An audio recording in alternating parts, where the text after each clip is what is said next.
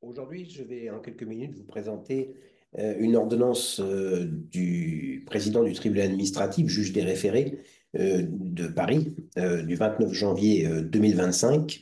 C'est la requête 250-101-7-4. Je mettrai le jugement, l'ordonnance en copie jointe. Il s'agit donc de l'arrêté d'expulsion d'un ressortissant algérien qui est, donc le ministre de l'Intérieur avait décidé de procéder à son expulsion parce qu'il avait tenu des propos. euh, je me borne à rappeler les termes de l'ordonnance. Voilà ce que dit l'ordonnance du président du tribunal administratif. Il résulte donc de l'instruction qu'en raison de donc ce ressortissant algérien, Boulem, euh, a publié des vidéos donc, sur TikTok, suivies par 138 000 personnes, et avait tenu des propos incitant à la commission sur le territoire algérien de violences volontaires sur un opposant politique résidant en Algérie. Donc le ministre de l'Intérieur avait considéré que ces propos étaient graves et que cela justifiait son expulsion donc en Algérie. Alors une particularité de cette affaire, c'est que l'Algérie a refusé de récupérer son ressortissant. C'est quand même assez étonnant parce que euh, fréquemment les arrêtés d'expulsion ou d'éloignement, l'expulsion vise un étranger qui a commis une atteinte grave à l'ordre public, l'éloignement vise un étranger qui est entré irrégulièrement sur le territoire français, qui réside irrégulièrement plus exactement. Et dans les deux hypothèses, l'éloignement où l'expulsion est difficile, les obligations de quitter le territoire, les OQTF, sont rarement exécutées. Je crois que c'est 9 sur 10 qui ne sont pas exécutés. Et l'une des difficultés, c'est que le pays d'origine du ressortissant ne reprend pas son ressortissant. Parce qu'il ne délivre pas ce qu'on appelle un laissez-passer consulaire. Donc ça suppose que l'étranger n'a pas de passeport, il s'est débarrassé de son passeport, et donc pour le renvoyer dans son pays d'origine, mais il faut que le pays d'origine lui délivre une pièce d'identité reconnaissant que cet étranger, ce ressortissant, est bien de l'État en cause. Et certains États répugnent à délivrer ces laissez-passer consulaires. Mais ici, ce n'était pas le cas. L'étranger avait des papiers, l'Algérien avait des papiers de l'Algérie, mais il a été mis dans un avion et l'Algérie a refusé de le reprendre. Alors, je ne vais pas insister sur cet aspect, mais c'est un problème que le Conseil d'État français a rencontré à propos des ressortissants français. Je ne fais que le citer. La question s'est posée de savoir si la France devait favoriser, faciliter le rapatriement en France de Françaises, ressortissantes françaises donc, qui avaient quitté, qui étaient parties accompagner leur mari, leur compagnon, en Syrie. Et donc, ces femmes sont détenues dans des camps avec leurs enfants, dans des camps au nord-est de la Syrie. Et une action a été entreprise pour donc qu'elles puissent revenir en France et exiger de l'État français, par ailleurs, qu'il les aide à rentrer en France. Et la Cour européenne des droits de l'homme s'est prononcée dans une affaire, un arrêt du 14 septembre 2022, HF contre France. Et la Cour européenne des droits de l'homme rappelle l'article 3, paragraphe 2 du protocole numéro 4 à la Convention européenne des droits de l'homme, en vertu duquel nul ne peut être privé du droit d'entrer sur le territoire de l'État dont il est le ressortissant. Donc la France, vous voyez, a l'obligation de laisser entrer sur son territoire ses ressortissants français, même si elle ne le désire pas. Euh, je ne vais pas insister parce que c'est un autre problème, mais dans cette affaire des ressortissantes françaises qui sont dans des camps en Syrie, il y avait cet aspect, donc obligation pour la France de laisser entrer ses ressortissants, mais la question se posait de savoir si la France avait l'obligation de les aider à rentrer, de faire en sorte qu'elles puissent rentrer, mettre des moyens en œuvre de la puissance publique pour les aider à rentrer, parce que ce n'est pas facile.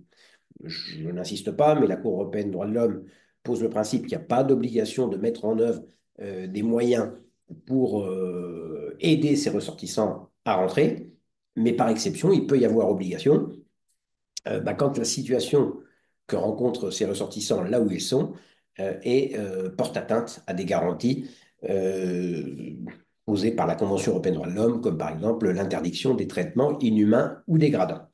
Bon, tout ça pour dire que, vous voyez, l'Algérie, à l'égard d'un de ses ressortissants, décide de ne pas le laisser rentrer, considérant, je crois, que, il n'a pas eu droit aux garanties de procédure euh, en France. Bon, je laisse ça de côté. La question qui se pose, c'est de savoir à quelles conditions il est possible donc d'expulser un ressortissant étranger. C'est intéressant parce que régulièrement, on entend dans le débat où des propositions de loi sont déposées. Vous voyez, il y a quelques mois, par exemple, une proposition de loi avait été déposée pour expulser les fichiers S. Euh, il apparaît que tout ça, ce sont des propositions qui n'ont pas une grande valeur, parce qu'en l'état actuel du droit, ben, de telles dispositions ne pourraient pas être adoptées ou seraient vidées de leur substance. Pour savoir à quelles conditions il est possible d'expulser un étranger, il faut se reporter au CESEDA, c'est-à-dire le Code de l'entrée, du séjour et du droit d'asile des étrangers. Et il y a un chapitre, ce sont les articles L631-1, L631-1 et suivants du CESEDA, qui règlent les conditions donc d'expulsion d'un ressortissant étranger. Il y a finalement trois situations différentes. Première situation, situation de principe. Voilà ce que dit l'article L631-1. L'autorité administrative, le préfet, le ministre, peut décider d'expulser un étranger lorsque sa présence en France constitue une menace grave pour l'ordre public, sous réserve des dispositions propres aux étrangers qui sont mentionnées aux articles L631-2 et L631-3 que je vais voir après. Donc, vous voyez, ça, c'est le régime de droit commun, si j'ose dire. Un étranger peut être expulsé s'il constitue une menace grave pour l'ordre public. Les mots ont un sens. Menace grave pour l'ordre public, eh ben, ça veut dire qu'il n'est pas possible d'expulser un étranger pour n'importe quel délit prévu par le code pénal. Et par exemple, bon, l'étranger a commis un vol, ça ne justifie pas l'expulsion, parce que ça ne sera pas considéré comme une menace grave pour l'ordre public. Et puis par ailleurs, donc là déjà la barre est assez haut. Et puis ensuite, donc les deux articles suivants traduisent, euh, décident que certains étrangers font l'objet d'une protection renforcée. Pour faire simple, ce sont les étrangers qui ont des liens très forts en France. En général, ce sont des liens de famille, hein, et plus de liens dans leur pays d'origine. Donc, l'article L631-2 indique que ne peuvent faire l'objet d'une décision d'expulsion que si elle constitue une nécessité impérieuse pour la sûreté de l'État ou la sécurité publique. Donc, vous voyez, ce n'est pas seulement menace grave cette fois. Il faut une nécessité impérieuse pour la sûreté de l'État ou la sécurité publique. Euh, donc, ne pourront faire l'objet d'une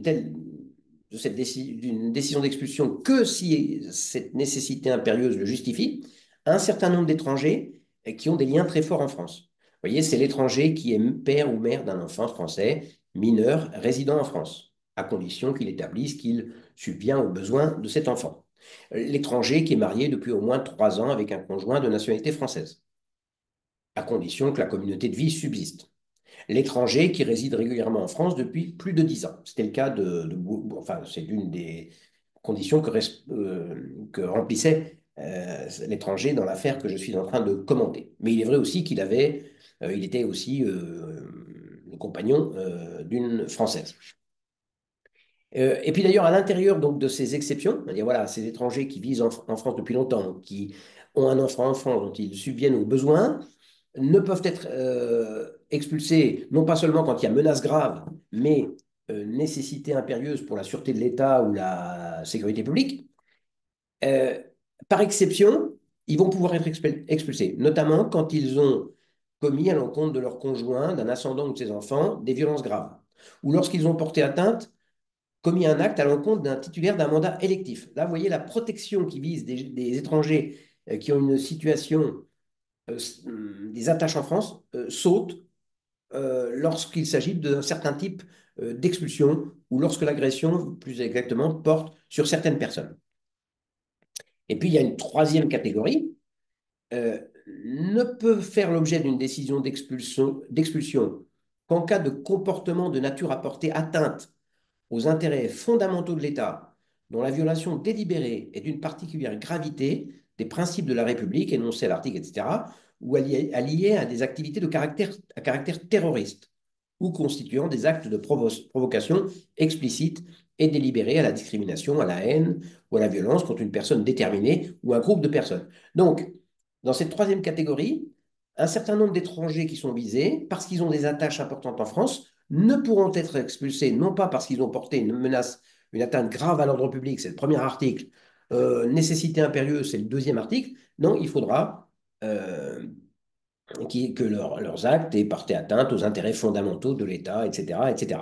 Ça vise l'étranger qui justifie par tout moyen résider habituellement en France depuis qu'il a atteint au plus l'âge de 13 ans, donc il est en France depuis son enfance. L'étranger qui réside en France depuis plus de 10 ans et qui est marié depuis 4 ans avec un Français ou une Française. Euh, L'étranger qui réside régulièrement en France depuis plus de 10 ans et qui est père ou mère d'un enfant français mineur résidant en France, à condition qu'il établisse, qu'il entretienne cet enfant. Donc, vous voyez, trois catégories, hein. Une chose à retenir, il n'y a pas d'expulsion pour le premier délit venu, hein. Il faut, première hypothèse, une menace grave à l'ordre public. Et puis les deux ou trois hypothèses suivantes, la deuxième et la troisième hypothèse visent des menaces encore plus graves, je vous ai donné des expressions, pour des étrangers qui ont un lien avec la France, soit des enfants, une compagne, ou qui vivent depuis très longtemps. Il faudra vraiment du très très lourd pour pouvoir procéder à l'expulsion. Alors, dans cette affaire, l'intéressé, qui se fait appeler Boulem, il apparaît que il est ressortissant donc de nationalité algérienne, il est né en 65, il est entré une première fois en France en 88 à l'âge de 23 ans, puis après un éloignement du territoire décidé en 2008, il y est à nouveau entré irrégulièrement en septembre 2009, vous voyez, éloignement du territoire en 2008, une année plus tard, il revient irrégulièrement à l'âge de 44 ans. Il a obtenu quand même un titre de séjour et il est entré irrégulièrement, mais en 2010, un an plus tard, à peine un an, il obtient un titre de séjour qui a été régulièrement renouvelé. Donc, vous voyez, quand même, l'entrée est assez facile, hein. Et, euh, et donc, ben, il est en France depuis plus de 10 ans et donc il va bénéficier d'une certaine stabilité. Le, le,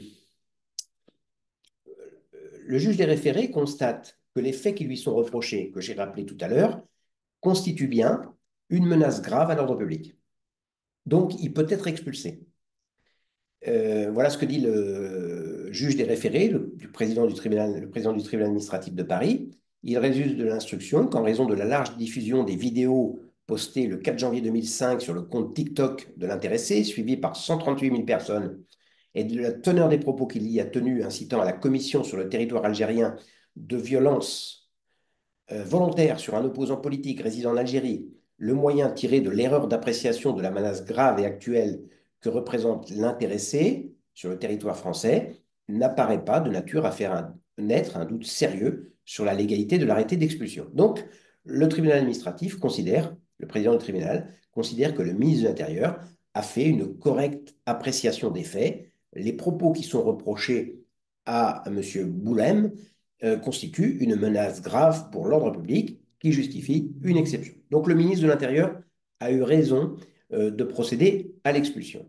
Cela étant, le juge administratif, le président du tribunal administratif, euh, suspend l'arrêté d'expulsion parce que le ministre de l'Intérieur n'a pas respecté la procédure qui est prévue à l'article L632-1. Cet article est dans un chapitre 2 donc, du CESEDA relatif à la procédure administrative et il est indiqué que l'expulsion ne peut être édictée que dans les conditions suivantes. L'étranger est préalablement avisé dans des conditions fixées par décret en Conseil d'État.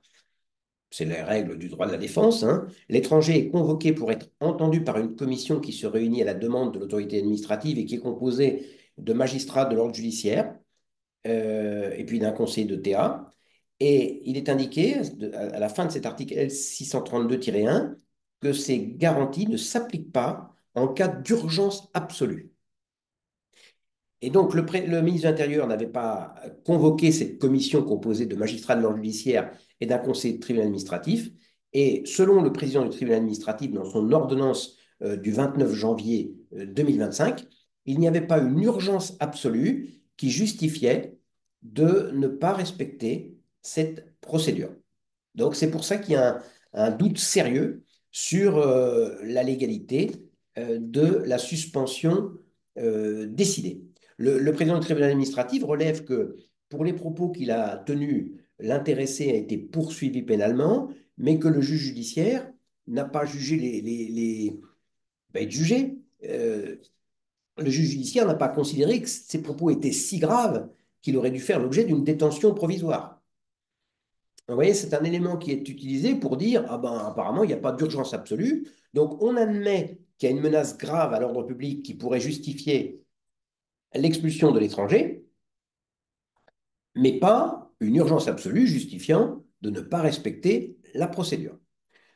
Donc, tout porte à croire que si le ministre respecte cette procédure, consulter la commission, cette fois, sa décision sera régulière. Cela étant, je relève quand même dans l'arrêt, donc il suffirait de reprendre la même procédure et de la purger de son vice, c'est-à-dire le défaut de la consultation de la commission. Je relève quand même que le président du tribunal administratif observe dans son ordonnance que l'intéressé est en France depuis près de 15 ans et lié à une ressortissante française par un PAX.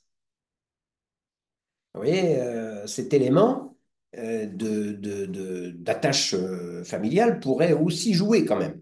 C'est à voir. Peut-être que ça le ferait rentrer, vous voyez, non plus dans la procédure normale, c'est-à-dire expulsion possible en cas de menace grave à l'ordre public, mais dès lors qu'il y a des attaches, ben, on serait plutôt peut-être dans la deuxième, c'est-à-dire nécessité impérieuse pour la sûreté de l'État ou la sécurité publique. Ou bien la troisième hypothèse, comportement de nature à porter atteinte aux intérêts fondamentaux de l'État dans la violation délibérée, etc., etc.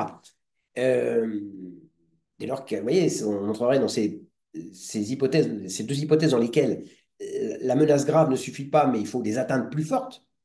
Et donc, il faut regarder toute la jurisprudence qui a appliqué ces articles, et on verrait que les conditions posées sont beaucoup plus, le danger causé est beaucoup plus intense.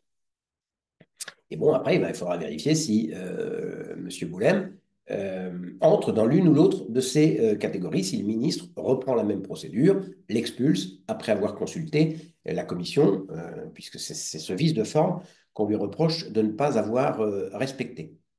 Alors, euh, quelques précisions sur ces procédures, c'est que euh, dans cette affaire, le juge des référés, le président du tribunal administratif, est saisi d'un référé suspension. Ce référé suspension est prévu à l'article L521-1 du Code de justice administrative. Et donc, quand une autorité administrative prend un acte administratif, cet acte peut faire l'objet d'un recours pour excès de pouvoir dans les 2 mois. Et le juge administratif se prononcera dans les 15 mois, 18 mois, 2 ans sur le fond de l'arrêté. Donc, en l'occurrence, dans 15 mois, 2 ans, il va apprécier la légalité sur le fond de l'arrêté d'expulsion. Mais celui qui présente un recours pour excès de pouvoir dans les 2 mois contre un acte administratif peut assortir ce recours d'une demande de suspension. C'est-à-dire que dans l'attente de, du jugement dans 15 mois, dans 2 ans, eh bien, les effets de l'acte cesse de produire ses effets. Vous comprenez? Si le ministre prend un arrêté d'expulsion, l'arrêté est immédiatement exécutoire, c'est la règle en droit administratif, il est reconduit en Algérie, et donc il est possible, si on demande la suspension de cet arrêté, eh bien, d'empêcher l'expulsion vers l'Algérie dans l'attente du jugement au fond qui interviendra dans 15 mois, 18 mois, 2 ans. Et si dans 2 ans, le juge administratif dit, ah bah oui, le ministre de l'Intérieur avait raison d'expulser, alors là, on pourra expulser l'intéressé vers l'Algérie. Mais sinon, comprenez, si jamais il n'y avait pas cette possibilité de suspension, ben, l'étranger serait expulsé et les effets seraient irrémédiables. Et c'est pour ça qu'on a créé le référé suspension. Alors, pour obtenir le référé suspension, c'est-à-dire la suspension de l'exécution de l'acte dans l'attente du jugement au fond, en référé suspension, le juge fait un examen sommaire de la requête, il ne fait pas un examen au fond. Il faudra que le justiciable invoque une urgence à ce que l'acte ne soit pas immédiatement exécuté, et puis un moyen propre, un argument propre en l'état de l'instruction à faire douter de la légalité de l'acte attaqué. Mais dans des domaines sensibles, le juge administratif estime que l'urgence est présumée. C'est le cas ici. En matière d'expulsion, le Conseil d'État estime que on doit présumer qu'il y a urgence à ce qu'un arrêté d'expulsion ne soit pas exécuté, parce que ses conséquences sont difficilement réversibles. Vous comprenez, si c'est un ressortissant, je ne sais pas moi, d'Afghanistan qui est expulsé, l'arrêté n'est pas suspendu, ben, quand dans 2 ans le juge va se prononcer, l'Afghan sera en Afghanistan, que dans 2 ans le juge annule l'arrêté d'expulsion, ça ne va pas changer sa vie. Il est là-bas, il va avoir du mal à revenir. Donc, on estime qu'il y a urgence. Donc, le justiciable n'a pas à démontrer qu'il y a urgence. L'autorité administrative pourrait renverser cette présomption et dire, je vais vous démontrer qu'en l'occurrence, il y a urgence à suspendre. Mais la balle est dans le camp, vous voyez, non pas de celui qui demande la suspension, mais de l'administration qui défend. Et puis, seconde condition, ben, il faut que le justiciable invoque un moyen propre, en l'état de l'instruction, à faire douter de la légalité de l'acte. C'est-à-dire que sans examiner complètement le dossier, parce que ça sera l'examen au fond qui interviendra dans 15 mois, dans 2 ans. Mais comme ça, vu d'une analyse sommaire, il y a un doute sur la légalité. Et dans ce cas-là, le juge suspend. Le doute ici, bah, c'est que c'est assez clair, hein, il n'y a pas d'urgence absolue. Or, bah, quand il n'y a pas d'urgence absolue, la commission de magistrats aurait dû être consultée sur l'expulsion. Elle ne l'a pas été. Il y a un doute sur la légalité de l'acte attaqué.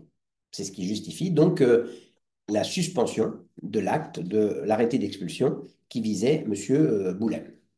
Alors, dans ce domaine, je viens de vous présenter dans les grandes lignes les hypothèses d'expulsion.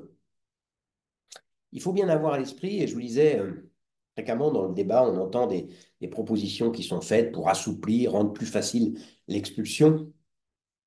La France est dans un régime juridique qui interdit ce type de texte. Vous voyez, donc c'est un peu hypocrite de dire à l'occasion du moindre fait divers, on va voter une loi qui, etc.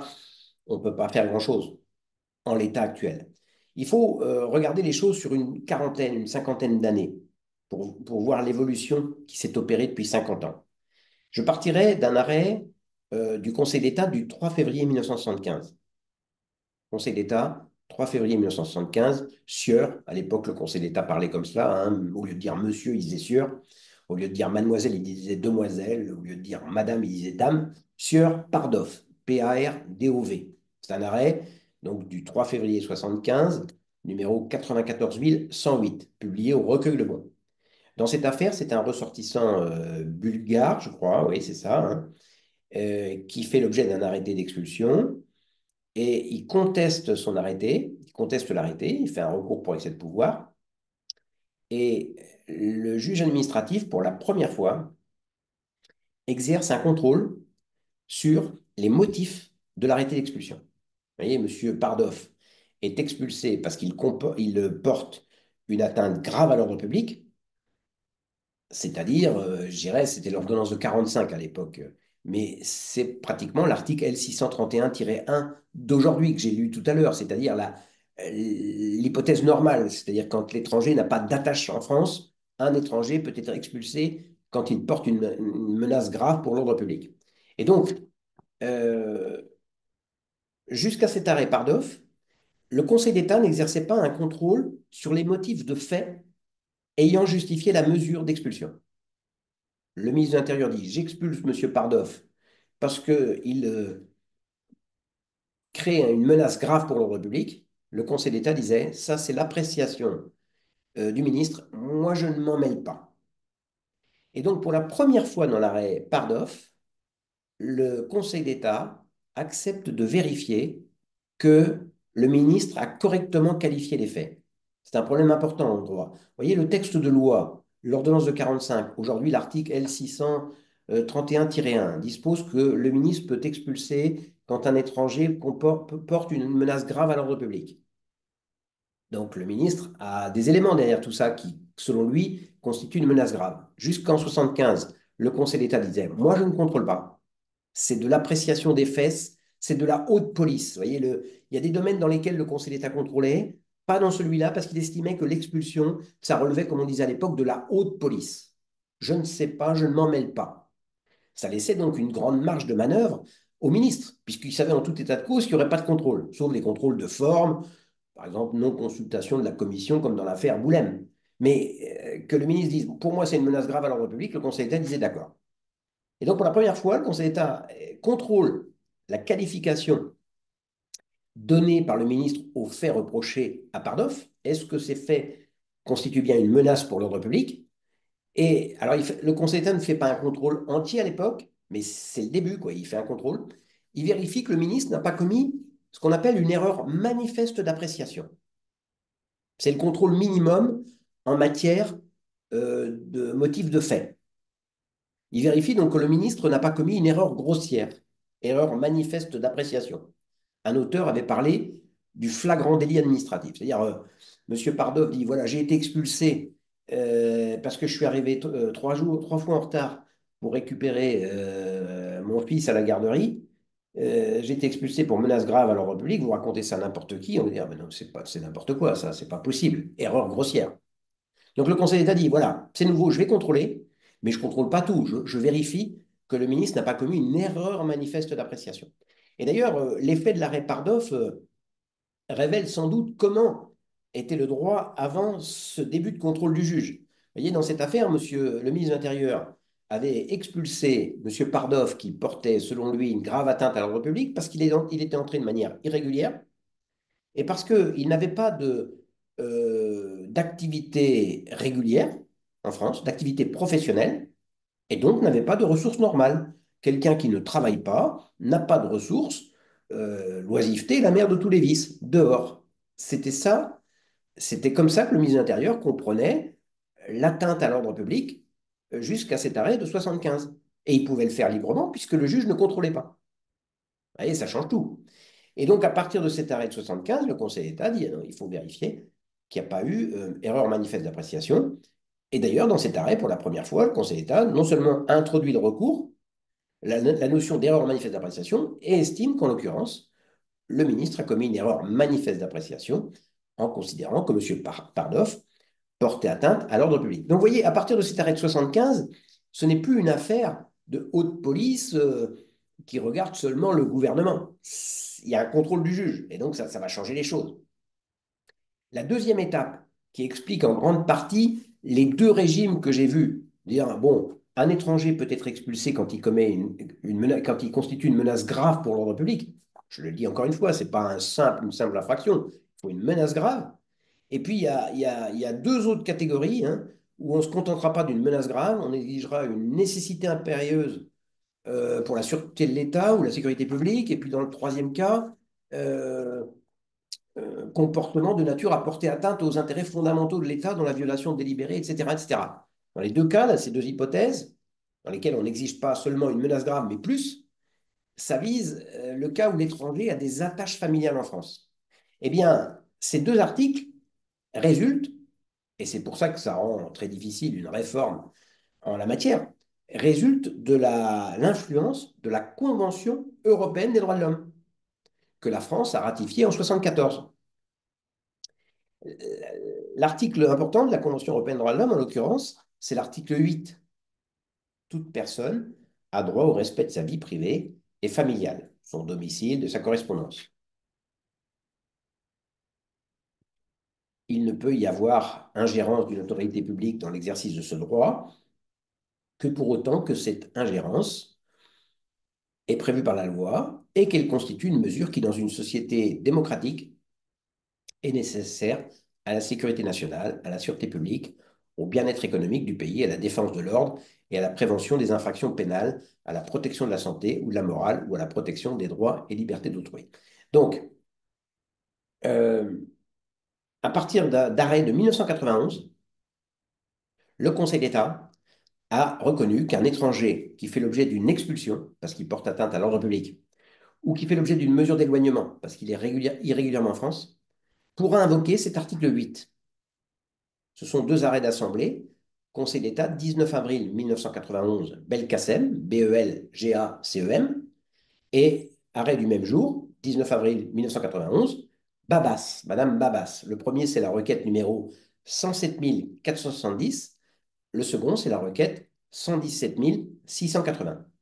Donc, dans la première affaire, Belkacem, il s'agit d'un ressortissant algérien qui a fait l'objet d'un arrêté l'enjoignant à quitter le territoire français parce qu'il a commis plusieurs vols en 80-82. Et donc, M. Belkacem invoque l'article 8 de la Convention en disant cette expulsion, cet éloignement qui m'est imposé porte atteinte à ma vie de famille, qui est garantie par l'article 8. Vous voyez, dans l'affaire Spardoff, il était juste question de l'ordre public. Mais là, il y a l'ordre public qui justifie l'expulsion, l'éloignement de M. Belkacem, puis de l'autre côté, il y a ce que lui, il invoque, la protection de la vie, de sa vie de famille. Et donc, le Conseil d'État constate que M. Belkacem, à part sa nationalité, n'a plus aucune attache avec l'Algérie. Toute sa famille vit en France. Les faits qui lui ont été reprochés sont déjà anciens. Il n'a pas recommencé depuis. Et donc, euh, l'éloignement est illégal. Donc le Conseil d'État, vous voyez, dans cette affaire, exerce un contrôle, comme on dit, de proportionnalité. Il met d'un côté les exigences de l'ordre public qui doivent conduire à expulser, à éloigner M. Belkacem, et puis de l'autre, les attaches qu'il a en France et l'absence d'attaches qu'il a dans son pays d'origine. Si l'atteinte à l'ordre public est très grave, eh ben, ça fait pencher la balance du côté de l'expulsion. Si les faits sont peu graves, pas trop graves, et puis que la vie de famille est importante en France et absente dans son pays d'origine, eh ben, ça fait pencher la balance du côté de l'annulation de l'éloignement. Et le juge va bien vérifier ces différents éléments. Il va sous-peser les reproches qu'on fait à l'intéressé, puis la vie de famille qu'il a en France et l'absence de vie de famille qu'il a là-bas. Madame Babas, elle, fait l'objet d'un arrêté de reconduite à la frontière parce qu'elle est entrée irrégulièrement. Elle n'avait pas donc commis d'infraction pénale. Elle est simplement, si ce n'est d'être entrée irrégulièrement sur le territoire français. Donc, elle fait l'objet d'un éloignement. Elle invoque notamment le fait que elle est enceinte, eh bien, le Conseil d'État, ici, admet donc l'éloignement. Il estime que finalement, les attaches qu'elle a en France sont assez faibles, en dépit de l'enfant à naître. Elle est mère d'un enfant qui a été reconnu par son père, un ressortissant marocain qui vit en France, mais ça paraît faible par rapport à l'exigence de la renvoyer chez elle, parce qu'elle est entrée irrégulièrement. Donc, vous comprenez que, et les deux articles qui sont des aménagements au principe, hein, on peut expulser un étranger qui constitue une menace grave pour l'ordre public. Mais quand l'étranger a des liens de famille très forts en France, la simple menace ne suffit pas, il faut plus. C'est les deux articles que j'ai déjà cités deux ou trois fois. Eh bien, ces articles qui protègent quelqu'un qui a des attaches en France découle de cet article 8 de la Convention européenne des droits de l'homme. Donc, si la France euh, remettait en cause ces dispositions, dire moi je me fie seulement sur les infractions commises, je ne m'occupe pas du tout des attaches que l'intéressé, l'étranger, a en France, il y aurait recours devant la Cour européenne des droits de l'homme qui jugerait que la France a méconnu son obligation de respecter la Convention et non, notamment l'article 8. Il faut donc avoir à l'esprit dans tout ça, je l'ai dit à plusieurs reprises, mais je tiens à le redire, c'est que euh,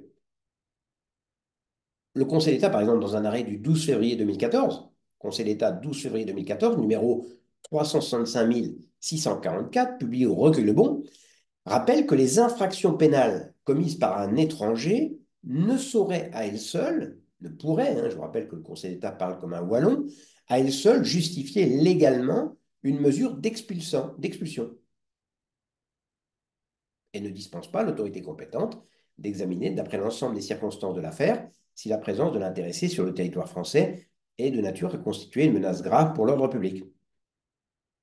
Donc, vous voyez, donc la simple commission d'infraction ne suffit pas, il faut démontrer qu'il y a menace grave. Tout ça pour vous dire, hein, encore une fois, hein, que les propositions de loi qui tendent à dire ben, on va expulser, il y a une proposition, je vous dis, l'année dernière qui avait été déposée, expulser tous les fichiers S. Ça veut dire des gens qui n'ont même pas été jugés. Non, c'est pas possible. La simple commission d'une infraction pénale ne peut pas justifier l'expulsion. Et donc là, il n'y avait même pas d'infraction. Il n'y avait pas même pas d'infraction condamnée. Euh, Tout ça donc découle des exigences de la Convention européenne des droits de l'homme et donc des réformes législatives ne pourraient pas aller à l'encontre de la ratification de nos engagements vis-à-vis de la Convention européenne des droits de l'homme. Voilà ce qu'il fallait dire sur cette ordonnance donc, du 29 janvier 2025. Je la mettrai en copie. Et affaire à suivre, on verra ce que fera le ministre.